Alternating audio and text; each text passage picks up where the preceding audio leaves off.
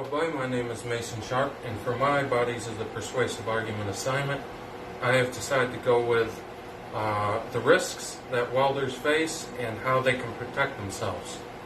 Now, the first biggest risk that welders have to deal with is flash burns. Flash burns can be very painful, and if you have flash burns one too many times, you could have to wear glasses for reading small print, or even in general if you had that many flash burns in the past, or have not gotten them treated. Now, according to the Better Health channel by the Victoria State Government, a flash burn is a painful inflation of the cornea, which is the clear tissue that covers the front of your eye. It is caused by exposure to UV light, and a welding torch is a very good example of that. It is very harmful if you do not get it checked out immediately.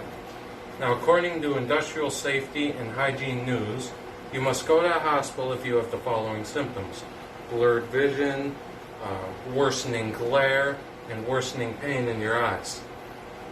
Also, according to the Industrial Safety and Hygiene News, some treatments for flash burn include dilating drops, dressing your eyes, antibiotics, and reviews. The doctor will review your eyes every 24 to 32 hours to make sure they are getting better. If they are not getting better, he will change the treatment. Now, the next biggest risk that welders have to deal with are burns. According to the Canadian Centre for Occupational Health, you must wear flame-resistant aprons and clothing, and that protect you from heat, flames, and burns. And they also noted that pants should not be cuffed, no holes in your pants, and shirts that have a pocket must have a flap that covers the pocket. This shirt would not be welding approved. Now, getting burned can vary from first, second, or third degree burns, third, of course, being the worst. As a welder, you were working with sparks all day. The reason they said the pocket thing is sometimes metal hops back, and if it gets caught in your pocket, it can burn the inside, whatever. If you're wearing an apron and welding gets in your pocket, the apron still isn't going to do much. So just protect yourself as a welder from burns, because you work with fire all day. Now, the last example I will go over today of the biggest risks that welders have to deal with are welding fumes. Now, according to OSHA itself, exposure to welding fumes may result in eye, nose, and throat irritation at the slightest, dizzying effects, and nausea. And prolonged exposure will actually invoke Parkinson's-like symptoms and various types of cancer.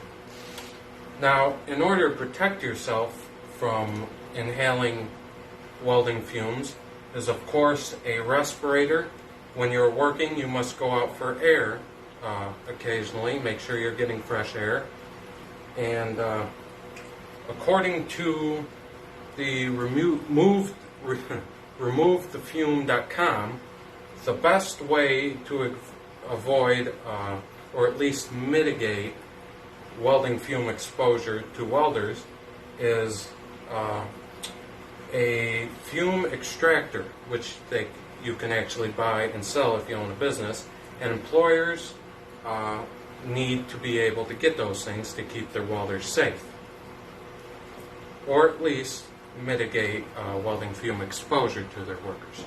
Alright, thank you everybody, and quick shout out to the sponsors. This video was brought to you by Raid Shadow Legends. Won't believe it. That game is not addictive in the slightest. Have yourself a great day.